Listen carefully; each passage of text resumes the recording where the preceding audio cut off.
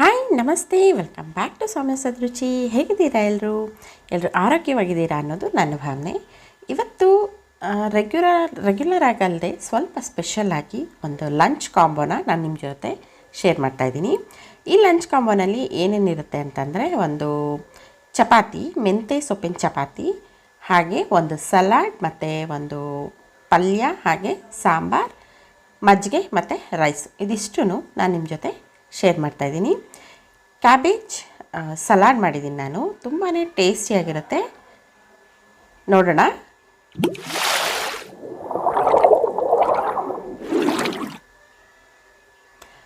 ತುಂಬಾ ಟೇಸ್ಟಿಯಾಗಿರುವಂಥ ಎಲ್ಲ ಡಿಶಸ್ನು ಇವಾಗ ಮಾಡ್ಕೊಳ್ಳೋಣ. ಈಗ ಮೊದಲು ನಾನು ಕುಕ್ಕರ್ ಇಟ್ಕೊತಾ ಇದ್ದೀನಿ. ಸಾಂಬಾರಿಗೆ ಬೇಳೆ ಹಾಕಿ ಸ್ವಲ್ಪ ನೀರು, ಸಾಂಬಾರಿಗೆ ಎಷ್ಟು ಬೇಕೋ ಅಷ್ಟು ನೀರು ಹಾಕ್ಕೊಂಡು ಅದಕ್ಕೆ ಈರುಳ್ಳಿ, ಟೊಮ್ಯಾಟೊ ಮತ್ತು ಕರಿಬೇವಿನ ಸೊಪ್ಪು, ಹಾಗೆ ಸ್ವಲ್ಪ ಎಣ್ಣೆ ಹಾಕ್ಕೊಂಡು ನಾನು ಕುಕ್ಕರ್ ಲಿಡ್ನ ಕ್ಲೋಸ್ ಮಾಡಿಕೊಂಡು ಒಂದು 2 ವಿಷಲ್ಸ್ ಬರೆಸ್ತೀನಿ. ನಾನು ಈರುಳ್ಳಿ ಮತ್ತು ಟೊಮ್ಯಾಟೊನ ಹಾಗೆ ಹಾಕ್ಕೋತಾ ಇದ್ದೀನಿ. ಕ್ವಿಕ್ಕಾಗುತ್ತೆ ಮತ್ತು ಟೇಸ್ಟ್ ಚೆನ್ನಾಗಿರುತ್ತೆ, ತಿನ್ನುವಾಗ ಬಾಯಿಗೆ ಸಿಗುತ್ತೆ ಅನ್ನೋ ಕಾರಣಕ್ಕೋಸ್ಕರ ಬೇರೆ ವೆಜಿಟೇಬಲ್ಸ್ ನಾನು ಹಾಕೋತಾ ಇಲ್ಲ. ಜಸ್ಟ್ ಸ್ವಲ್ಪ ಸೊಪ್ಪು ಮಾತ್ರ ಹಾಕೋತಾ ಇದ್ದೀನಿ. ಸೊಪ್ಪು ಹಾಕೋದ್ರಿಂದ ಟೇಸ್ಟ್ ತುಂಬಾ ಚೆನ್ನಾಗಿ ಬರುತ್ತೆ. ಸೊಪ್ಪಿನ ಹುಳಿ ತುಂಬ ರುಚಿಯಾಗಿರುತ್ತೆ. ಸೊಪ್ಪಿನ ಸಾರು, ಮಸೊಪ್ಪು ಸಾರು ಇದೆಲ್ಲ ಬೇರೆ ಥರ ಆದರೆ, ಇದೇ ಬೇರೆ ಥರ ಡಿಫ್ರೆಂಟ್ ಟೇಸ್ಟ್ ಇರುತ್ತೆ. ಸೊ ಆದ್ದರಿಂದ ನಾನು ಈ ರೀತಿ ಮಾಡ್ತಾಯಿದ್ದೀನಿ. ನೀವೊಂದು ಸತಿ ಮನೆಯಲ್ಲಿ ಟ್ರೈ ಮಾಡಿ ನೋಡಿ, ಟೇಸ್ಟ್ ತುಂಬಾ ಚೆನ್ನಾಗಿ ಬರುತ್ತೆ. ಇವಾಗ ನಾನು ಮೆಂತ್ಯ ಸೊಪ್ಪಿನ ಚಪಾತಿಗೆ ಒಂದು ಪಲ್ಯ ಮಾಡ್ಕೊತಾ ಇದ್ದೀನಿ. ಈ ಪಲ್ಯಕ್ಕೆ ನಾನು ಮೊದಲು ಸ್ವಲ್ಪ ತರಕಾರಿಗಳನ್ನೆಲ್ಲ ಹೆಚ್ಚಿಟ್ಕೊಂಡಿದ್ದೀನಿ. ಹೂಕೋಸೆಲ್ಲ ಬಿಸಿನೀರು ಮತ್ತು ಉಪ್ಪಿನಲ್ಲಿ ಹಾಕಿ ತೊಳೆದು ತೆಗೆದಿಟ್ಕೊಂಡಿದ್ದೀನಿ. ಹಾಗೆ ಬಟಾಣಿ ಸುಲಿದು ರೆಡಿ ಮಾಡಿ ಇಟ್ಕೊಂಡಿದ್ದೀನಿ. ಹಾಗೆ ಆಲೂಗಡ್ಡೆ ಎಲ್ಲ ಕಟ್ ಮಾಡಿ ರೆಡಿ ಮಾಡಿ ಇಟ್ಕೊಂಡಿದ್ದೀನಿ. ಈಗ ಬಾಣಲೆ ಇಟ್ಕೊಂಡಿದ್ದೀನಿ. ಬಾಣಲೆಗೆ ಸ್ವಲ್ಪ ಆಯಿಲ್ ಹಾಕ್ಕೊಂಡು ಅದಕ್ಕೆ ಸಾಸಿವೆನ ಹಾಕ್ಕೊಂಡಿದ್ದೀನಿ. ಸಾಸಿವೆ ಚಟಪಟ ಅಂತ ಸಿಡಿದ ನಂತರ ಕರಿಬೇವಿನ ಸೊಪ್ಪು ಹಾಕ್ಕೊಂಡು, ನಂತರ ಈರುಳ್ಳಿ ಹಾಕ್ಕೊಂಡು ಸ್ವಲ್ಪ ಗೋಲ್ಡನ್ ಫ್ರೈ ಬರೋ ತನಕ ಚೆನ್ನಾಗಿ ಫ್ರೈ ಮಾಡಬೇಕು. ನಂತರ ಬಟಾಣಿ, ಹೂಕೋಸು ಮತ್ತು ಆಲೂಗಡ್ಡೆ ಇದಿಷ್ಟನ್ನು ಹಾಕ್ಕೊಂಡು ಚೆನ್ನಾಗಿ ಒಂದು 5 ಮಿನಿಟ್ಸು ಲಿಡ್ ಕ್ಲೋಸ್ ಮಾಡಿ ನಾನು ಫ್ರೈ ಆಗೋಕ್ಕೆ ಬಿಡ್ತೀನಿ. ಸ್ವಲ್ಪ ಆಯಿಲಲ್ಲಿ ಫ್ರೈ ಆದರೆ ತರಕಾರಿ ಸ್ವಲ್ಪ ಒಂಥರ ಟೇಸ್ಟ್ ಚೆನ್ನಾಗಿ ಬರುತ್ತೆ. ಲಿಡ್ ಕ್ಲೋಸ್ ಮಾಡೋದ್ರಿಂದ ಅದರಲ್ಲಿರುವಂಥ ವೆಜಿಟೇಬಲ್ಸಲ್ಲಿ ಇರುವಂಥ ಮಾಯ್ಶ್ಚರು ಅದರಲ್ಲೇ ಕುಕ್ ಆಗುತ್ತೆ. ತುಂಬ ನೀರಿನ ಅವಶ್ಯಕತೆ ಇರಲ್ಲ. ಈ ರೀತಿ ಬೇಯಿಸೋದ್ರಿಂದ ವೆಜಿಟೇಬಲ್ಸಲ್ಲಿರೋ ನ್ಯೂಟ್ರಿಯೆಂಟ್ಸು ನಮಗೆ ಫುಡ್ಡಲ್ಲಿ ಲಾಸ್ ಆಗಲ್ಲ, ಹಾಗೆಯೇ ಇರುತ್ತೆ. ಸೊ ಅದಕ್ಕೋಸ್ಕರ ನಾನು ಲಿಡ್ ಕ್ಲೋಸ್ ಮಾಡಿ ಒಂದು 5 ಮಿನಿಟ್ಸ್ 2 ಮಿನಿಟ್ಸ್ ಕುಕ್ ಮಾಡ್ಕೋತೀನಿ. ಅದಾದ ನಂತರ ಲಿಡ್ ತೆಗೆದುಬಿಟ್ಟು ಇದಕ್ಕೆ ನಾನು ಮಸಾಲ ಪೌಡರ್ಸ್ನ ಆ್ಯಡ್ ಮಾಡ್ಕೋತೀನಿ. ನಾನು ಈ ಪಲ್ಯಕ್ಕೆ ಧನಿಯಾ ಪೌಡರ್ 1 ಟೀ ಸ್ಪೂನ್ ಹಾಕ್ಕೊಂಡಿದ್ದೀನಿ. ಸ್ವಲ್ಪ ಪ್ರಮಾಣದಲ್ಲೇ ಮಾಡ್ಕೊಂಡಿದ್ದೀನಿ ನಾನು. ಸೊ ಅದಕ್ಕೋಸ್ಕರ 1 ಟೀ ಸ್ಪೂನಷ್ಟು ಫುಲ್ 1 ಟೀ ಸ್ಪೂನು ಧನಿಯಾ ಪುಡಿ, ಹಾಗೆ 1/4 ಟೀ ಸ್ಪೂನಷ್ಟು ಜೀರಿಗೆ ಪುಡಿ, ಹಾಗೆ 1 ಟೇಬಲ್ ಸ್ಪೂನಷ್ಟು ಸಾಂಬಾರು ಪುಡಿನ ನಾನು ಹಾಕ್ಕೊಂಡಿದ್ದೀನಿ. ಸಾಂಬಾರು ಪುಡಿ ಅಂದರೆ ಇದು ಹುಳಿಗೆ ನಾವು ಏನು ಯೂಸ್ ಮಾಡ್ತೀವಿ ಅದೇ ಪೌಡರ್ನ ನಾನು ಇದಕ್ಕೆ ಯೂಸ್ ಮಾಡ್ಕೊಂಡಿರೋದು. ಹಾಗೆ 2 ಟೇಬಲ್ ಸ್ಪೂನ್ ತೆಂಗಿನ ತುರಿನ ಹಾಕ್ಕೊಂಡಿನಿ.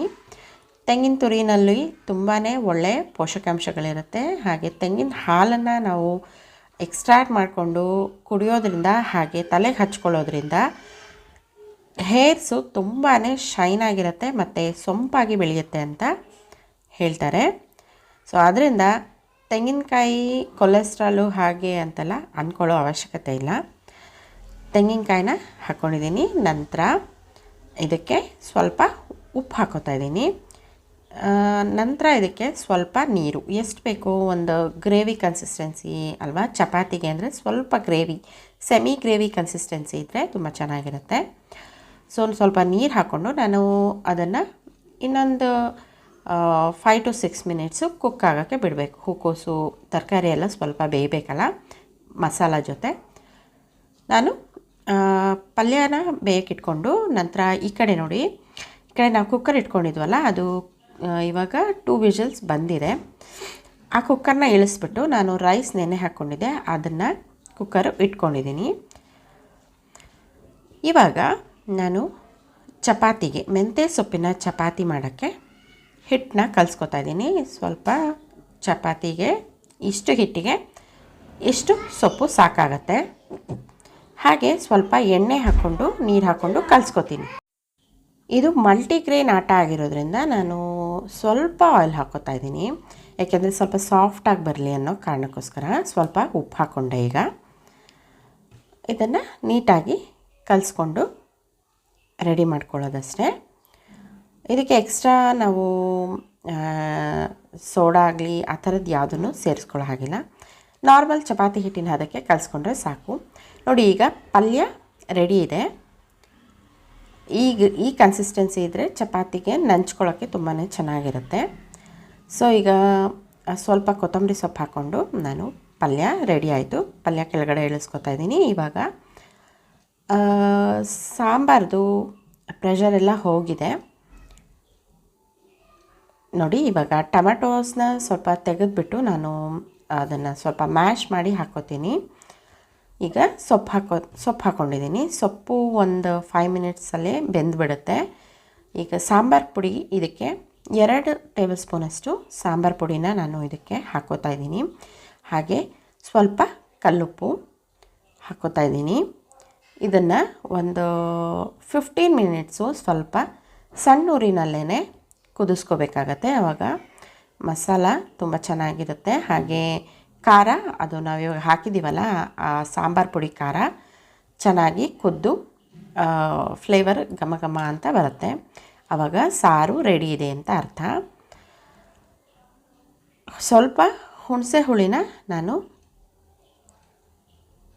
ಬಿಡ್ತೀನಿ. ಇದು ನಂತರ ಇದು ಸ್ವಲ್ಪ ಬೆಂದಾದಮೇಲೆ ನಾನು ಇದಕ್ಕೆ ಸೊಪ್ಪಿನ ಹುಳಿಗೆ ಸ್ವಲ್ಪ ಹುಣಸೆಹಣ್ಣು ಹಾಕ್ಕೋಬೇಕಾಗತ್ತೆ. ಏಕೆಂದರೆ ಟೊಮ್ಯಾಟೊ ಟೇಸ್ಟೇ ಬೇರೆ ಇರುತ್ತೆ, ಹಾಗೆ ಹುಣಸೆ ಹುಳಿ ಟೇಸ್ಟು ಎರಡೂ ಸ್ವಲ್ಪ ಡಿಫ್ರೆನ್ಸ್ ಇರುತ್ತೆ. ಆದರೂ ಕೂಡ ಎರಡನ್ನೂ ಹಾಕ್ಕೊಂಡಾಗ್ಲೇ ಸಾರು ತುಂಬಾ ರುಚಿಯಾಗಿರುತ್ತೆ. ಸೊಪ್ಪಿಗೆ ನಾನು ಈ ಸಾರಿಗೆ ಸೊಪ್ಪು ಎಲ್ಲ ಥರ ಮಿಕ್ಸ್ ಸೊಪ್ಪು ಹಾಕಿದ್ದೀನಿ. ಅಂದರೆ ಚಿಲ್ಕವರೆ ಸೊಪ್ಪು, ದಂಟಿನ ಸೊಪ್ಪು, ಮೆಂತ್ಯ ಸೊಪ್ಪು ಮತ್ತು ಪಾಲಕ್ ಸೊಪ್ಪು. ಇದಿಷ್ಟು ಸೊಪ್ಪನ್ನ ಒಂದು 2 ಕಡ್ಡಿ ಕಟ್ ಮಾಡಿ ಚೆನ್ನಾಗಿ ನೀರಿನಲ್ಲಿ ತೊಳೆದು ಕಟ್ ಮಾಡಿ ಹಾಕ್ಕೊಂಡಿದ್ದೀನಿ. ಸೊಪ್ಪು ತೊಳೆಯುವಾಗಲೂ ಕೂಡ ಸ್ವಲ್ಪ ಉಪ್ಪು ಹಾಕ್ಕೊಂಡು ತೊಳೆದ್ರೆ ಅದರಲ್ಲಿರುವಂಥ ಸಣ್ಣ ಸಣ್ಣ ಕ್ರಿಮಿಗಳು ನಾಶ ಆಗುತ್ತೆ. ಸೊ ಅದರಿಂದ ಆ ರೀತಿಯೇ ತೊಳ್ಕೊತೀನಿ ನಾನು. ಇವಾಗ ರೈಸಿಗೆ ಕೂಡ ಇಟ್ಕೊಂಡಿದ್ದೀನಿ. ಅದು ಕೂಡ ರೈಸ್ ಕೂಡ ಆಗೋಯ್ತು. ಒಂದು 40 ಮಿನಿಟ್ಸಲ್ಲಿ ನಾವು ಹೇಗೆ ಒಂದು ಲಂಚ್ ಮೆನುನ ಕಂಪ್ಲೀಟಾಗಿ ಕುಕ್ ಮಾಡ್ಕೋಬೋದು ಅನ್ನೋದು ಈ ವಿಡಿಯೋದಲ್ಲಿದೆ. ಇವಾಗ ಸಾಂಬಾರು ಆಯಿತು, ಸೈಡಲ್ಲಿ ಇಟ್ಕೊಂಡಿದ್ದೀನಿ. ಇವಾಗ ಒಂದು ತುಪ್ಪದಲ್ಲಿ ಒಗ್ಗರಣೆ ಹಾಕ್ಕೋತೀನಿ ನಾನು. ಸಾಂಬಾರಿಗೆ ತುಪ್ಪದಲ್ಲಿ ಒಗ್ಗರಣೆ ಹಾಕ್ಕೊಂಡ್ರೆ ತುಂಬಾ ರುಚಿಯಾಗಿರುತ್ತೆ. ಹಾಗೆ ತುಪ್ಪ ತಿನ್ನೋದ್ರಿಂದ ನಮ್ಮ ಎಲುಬುಗಳು ಗಟ್ಟಿಯಾಗತ್ತೆ ಅಂತ ಹೇಳ್ತಾರೆ. ಅದರಲ್ಲೂ ಲೇಡೀಸ್ಗೆ ತುಪ್ಪ ಡೈಲಿ 1 ಟೇಬಲ್ ಸ್ಪೂನಷ್ಟು ತುಪ್ಪ ತಿನ್ನಬೇಕು ಅಂತ ಡಾಕ್ಟರ್ಸ್ ಕೂಡ ರೆಫರ್ ಮಾಡ್ತಾರೆ. ಸೊ ಆದ್ದರಿಂದ ನಾನು ತುಪ್ಪನೇ ಒಗ್ಗರಣೆಗೆಲ್ಲ ಯೂಸ್ ಮಾಡೋಕ್ಕೆ ಆದಷ್ಟು ಟ್ರೈ ಮಾಡ್ತೀನಿ. ಸ್ವಲ್ಪ ತುಪ್ಪ ಕರಗಿದ್ಮೇಲೆ ಸಾಸಿವೆ ಸಿಡಿದ್ಮೇಲೆ ಸ್ವಲ್ಪ ಕರಿಬೇವಿನ ಸೊಪ್ಪಿನ ಒಗ್ಗರಣೆ ಹಾಕ್ಕೊಂಡ್ರೆ ಸಾಕು. ಬೆಳ್ಳುಳ್ಳಿ ಏನು ನಾನೇನು ಹಾಕ್ಕೊಳ್ಳಲ್ಲ, ಬೇಕು ಅಂತಂದವರು ಬೆಳ್ಳುಳ್ಳಿ ಕೂಡ ಸೇರಿಸ್ಕೋಬಹುದು. ನೋಡಿ, ಸಾಂಬಾರು ರೆಡಿ ಇದೆ. ಘಮ ಘಮ ಅಂತ ಇದೆ ಸಾಂಬಾರು. ಅನ್ನಕ್ಕೆ, ಮುದ್ದೆಗೆ ಕೂಡ ಇದನ್ನು ನಾವು ಯೂಸ್ ಮಾಡ್ಕೋಬೋದು. ಮುದ್ದೆ ಕೂಡ ತುಂಬ ಟೇಸ್ಟ್ ಚೆನ್ನಾಗಿರುತ್ತೆ. ನಮ್ಮ ಮನೆಯೊಳಗೆ ಮುದ್ದೆ ಇದ್ರೇ ಡೈಲಿ ನಮ್ಮ ಮನೆಯಲ್ಲಿ ನಾವು ಮುದ್ದೆ ಮಾಡೇ ಮಾಡ್ತೀವಿ. ಇವತ್ತು ಸ್ವಲ್ಪ ಡಿಫ್ರೆಂಟಾಗಿ ಚಪಾತಿ ಮಾಡಿದ್ದೀನಿ. ಚಪಾತಿ ಕೂಡ ಈ ಥರ ಸೊಪ್ಪನ್ನು ಹಾಕ್ಕೊಂಡು ಮಾಡ್ಕೊಳ್ಳೋದ್ರಿಂದ ಅಥವಾ ಬೇರೆ ಯಾವುದಾದ್ರೂ ತರಕಾರಿನ ಗ್ರೈಂಡ್ ಮಾಡಿ ಹಾಕ್ಕೊಂಡು ಚಪಾತಿ ಮಾಡೋದ್ರಿಂದ ಸ್ವಲ್ಪ ಹೆಲ್ತಿ ಅನಿಸುತ್ತೆ ಅಲ್ವಾ. ಸೊ ಆದ ಕಾರಣ ನಾನು ಸ್ವಲ್ಪ ಚಪಾತಿಗೆ ಸ್ವಲ್ಪ ತರಕಾರಿ ಮತ್ತು ಸೊಪ್ಪುಗಳನ್ನ ಹೆಚ್ಚಾಗಿ ಸೇರ್ಸೋಕ್ಕೆ ಟ್ರೈ ಮಾಡ್ತೀನಿ. ಇದನ್ನು ತುಂಬ ಅಗಲಕ್ಕೇನೂ ಲಟ್ಸೋದು ಬೇಡ, ಸುಮಾರಾಗಿ ಇಷ್ಟು ಸೈಜ್ ಇದ್ದರೆ ಸಾಕಾಗತ್ತೆ. ತುಂಬಾ ಚೆನ್ನಾಗಿರುತ್ತೆ. ಮೆಂತ್ಯ ಸೊಪ್ಪಲ್ಲಿ ತುಂಬಾ ಐರನ್ ಕಂಟೆಂಟು ಜಾಸ್ತಿ ಇರುತ್ತೆ. ಹಾಗೆ ಜಿಂಕ್ ಅಂಶ ಕೂಡ ಇದರಲ್ಲಿ ಮೆಂತ್ಯ ಸೊಪ್ಪಿನಲ್ಲಿ ಜಾಸ್ತಿ ಇರುತ್ತೆ. ಇದನ್ನು ಡಯಟ್ ಮಾಡೋರು ಹಾಗೆ ಡಯಾಬಿಟಿಸ್ ಇರೋರು ಇದನ್ನು ತುಂಬಾ ಚೆನ್ನಾಗಿ ಯೂಸ್ ಮಾಡ್ಬೋದು, ಹೆಚ್ಚಿನ ಪ್ರಮಾಣದಲ್ಲಿ ಯೂಸ್ ಮಾಡ್ಬೋದು. ಅವ್ರಿಗೆ ಯಾವ್ದು ತಿನ್ನಬೇಕು ಯಾವ್ದು ತಿನ್ನಬಾರ್ದು ಅನ್ನೋದಿರುತ್ತೆ ಅಲ್ವಾ. ಮತ್ತು ಗೋಧಿ ಚಪಾತಿ ಈ ಥರ ಮಿಲ್ಲೆಟ್ಸು ಜಾಸ್ತಿ ತಿನ್ನೋಕ್ಕೆ ಡಾಕ್ಟರ್ ಸಜೆಷನ್ ಮಾಡ್ತಾರೆ. ಅಂಥ ಟೈಮಲ್ಲಿ ನಾವು ಈ ರೀತಿ ಸೊಪ್ಪನ್ನು ಹಾಕ್ಕೊಂಡು ಮಾಡ್ಕೊಳ್ಳೋದ್ರಿಂದ ತುಂಬಾ ಟೇಸ್ಟಿಯಾಗಿರುತ್ತೆ, ಹಾಗೆ ಹೆಲ್ದಿ ಆಲ್ಸೋ. ನೋಡಿದ್ರಿ ಅಲ್ವಾ, ಈ ರೆಸಿಪಿಗಳೆಲ್ಲ ನಿಮಗೆ ಇಷ್ಟ ಆಗಿದರೆ, ನೀವು ಯಾರಾದರೂ ಫಸ್ಟ್ ಟೈಮ್ ನಮ್ಮ ಚಾನಲ್ನ ನೋಡ್ತಾ ಇದ್ದರೆ ನಮ್ಮ ಚಾನಲ್ನ ಸಬ್ಸ್ಕ್ರೈಬ್ ಮಾಡ್ಕೊಳ್ಳಿ, ಹಾಗೆ ಲೈಕ್ ಮಾಡಿ, ನಿಮ್ಮ ಫ್ರೆಂಡ್ಸ್ ಜೊತೆ ಹಾಗೆ ರಿಲೇಟಿವ್ಸ್ ಜೊತೆ ಈ ವಿಡಿಯೋನ ಶೇರ್ ಮಾಡಿ ಅಂತ ಕೇಳ್ಕೊತೀನಿ. ತುಪ್ಪ ಹಾಕ್ಕೊಂಡೇ ಮಾಡಿದ್ದೀನಿ. ತುಪ್ಪ ಅಥವಾ ಎಣ್ಣೆ ಹಾಕ್ಕೊಂಡು ಮಾಡ್ಬೋದು, ಅಥವಾ ಡಯಟ್ ಮಾಡ್ತೀವಿ ಅಂತ ಹೇಳೋರು ಎರಡೂ ಇಲ್ಲದೆ ಪ್ಲೇನಾಗಿ ಇದನ್ನು ಚಪಾತಿನ ಆಯಿಲು ತುಪ್ಪ ಏನು ಹಾಕ್ಕೊಳ್ದೆ ಹಾಗೇನೂ ಮಾಡ್ಬೋದು, ಚೆನ್ನಾಗಿರುತ್ತೆ. ಸೈಡ್ ಡಿಶ್ಶು ಟೇಸ್ಟಿಯಾಗಿದ್ದರೆ ಎಣ್ಣೆ ಮತ್ತು ತುಪ್ಪದ ಕನ್ಸಂಪ್ಷನ್ ನಾವು ಆದಷ್ಟು ಕಡಿಮೆ ಮಾಡ್ಬೋದು. ಜಸ್ಟ್ 40 ಮಿನಿಟ್ಸಲ್ಲಿ ಇಷ್ಟೆಲ್ಲ ರೆಸಿಪೀಸ್ನ ನಾನು ಈಸಿಯಾಗಿ ಖಂಡಿತವಾಗ್ಲೂ ಮಾಡ್ಬೋದು. ಈ ಥರ ಅಂದರೆ ಒಂದು ಸ್ಟೆಪ್ ಬೈ ಸ್ಟೆಪ್ ಪ್ಲ್ಯಾನಿಂಗಲ್ಲಿ ನಾವು ಕುಕ್ಕಿಂಗ್ ಮಾಡಿದಾಗ ನಮಗೆ ಹೆಚ್ಚು ಟೈಮ್ ಸೇವ್ ಆಗುತ್ತೆ, ಹಾಗೆ ಹೆಲ್ದಿ ಆಗಿರೋವಂಥ ಟೇಸ್ಟಿ ಆಗಿರೋವಂಥ ಮನೆಯವರಿಗೆಲ್ಲ ತುಂಬಾ ಇಷ್ಟ ಆಗೋ ಥರ ನಾವು ಅಡುಗೆನ ಮಾಡ್ಕೋಬೋದು.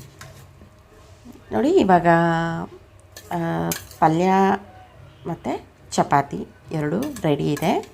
ಅಥವಾ ಬೆಳಗ್ಗೆ ಬ್ರೇಕ್ಫಾಸ್ಟ್ಗೆ ಚಪಾತಿ ಮತ್ತು ಪಲ್ಯ ಮಾಡಿಕೊಂಡು ಮಿಕ್ಕಿದ ಅಡುಗೆಗಳನ್ನ ಅಂದರೆ ಸಾಂಬಾರಾಗಿರ್ಬೋದು ಅಥವಾ ರೈಸ್ ಮತ್ತು ಸಲಾಡು ಇದನ್ನೆಲ್ಲ ಲಂಚಿಗೆ ಮಾಡ್ಕೊಳ್ಳೋರು, ಮುದ್ದೆ ಮಾಡ್ಕೊಳ್ಳೋರು ಮಾಡ್ಕೋಬೋದು. ಚಪಾತಿ ನೋಡಿ ತುಂಬಾ ಚೆನ್ನಾಗಿ ಕುಕ್ಕಾಗಿದೆ, ತುಂಬಾ ಚೆನ್ನಾಗಿ ಬರುತ್ತೆ. ಒಂದೇ ಲೇಯರಲ್ಲೇ ಮಾಡಿಕೊಂಡ್ರೂ ಕೂಡ ಪರವಾಗಿಲ್ಲ, ಚೆನ್ನಾಗಿರುತ್ತೆ. ನಾನು ಆ್ಯಸ್ ಯೂಶ್ವಲ್ ಚಪಾತಿ ಮಾಡುವಾಗ ನಾನು ಮಡಚಿ ಮಾಡ್ತೀನಿ, ಅದು ತುಂಬಾ ಚೆನ್ನಾಗಿರುತ್ತೆ. ಈ ಮೆಂತ್ಯ ಸೊಪ್ಪಿನ ಚಪಾತಿ ಹಾಗೆ ಕೂಡ ಮಾಡ್ಕೋಬೋದು. ನೋಡಿ, ಇವಾಗ ನಾನು ಗಡ್ಡೆಕೋಸು ತೊಗೊಂಡಿದ್ದೀನಿ. ಒಂದು ಗಡ್ಡೆಕೋಸು ತೊಗೊಂಡು ಅದನ್ನು ನೀಟಾಗಿ ತುರಿದು ಇಟ್ಕೊಂಡಿದ್ದೀನಿ. ಅದಕ್ಕೆ ಸ್ವಲ್ಪ ಉಪ್ಪು, ಖಾರದ ಪುಡಿ, ಹಾಗೆ 1 ಟೇಬಲ್ ಸ್ಪೂನಷ್ಟು ನಿಂಬೆಹಣ್ಣಿನ ರಸ ಹಾಕ್ಕೊಂಡಿದ್ದೀನಿ ಅಷ್ಟೇ. ತುಂಬಾ ಸಿಂಪಲ್ಲಾಗಿರುತ್ತೆ ಇದು, ತುಂಬಾ ಜ್ಯೂಸಿಯಾಗಿ ತುಂಬ ಚೆನ್ನಾಗಿರುತ್ತೆ. ನೀವು ಖಂಡಿತವಾಗ್ಲೂ ಈ ರೆಸಿಪಿನ ಟ್ರೈ ಮಾಡಿ ನೋಡಿ. ಇದು ಕ್ಯಾಬೇಜು ಅಷ್ಟು ಇಷ್ಟಪಡಲ್ಲ ಆ್ಯಕ್ಚುಲಿ ಎಲ್ಲರೂ, ಬಟ್ ಈ ರೀತಿ ಮಾಡಿಕೊಂಡ್ರೆ ಖಂಡಿತವಾಗ್ಲೂ ತುಂಬಾ ಇಷ್ಟಪಟ್ಟು ತಿನ್ಬೋದು.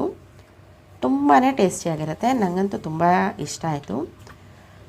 ನೀವೊಂದು ಸರ್ತಿ ಟ್ರೈ ಮಾಡಿ, ಖಂಡಿತವಾಗ್ಲೂ ನನಗೆ ಕಾಮೆಂಟ್ ಬಾಕ್ಸಲ್ಲಿ ಹೇಗಿತ್ತು ಡಿಶಸ್ ಎಲ್ಲ ಅಂತ ತಿಳಿಸಿ ಅಂತ ಕೇಳ್ಕೊತೀನಿ.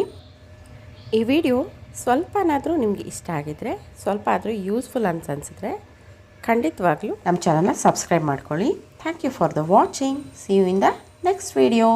ಬಾಯ್ ಬಾಯ್.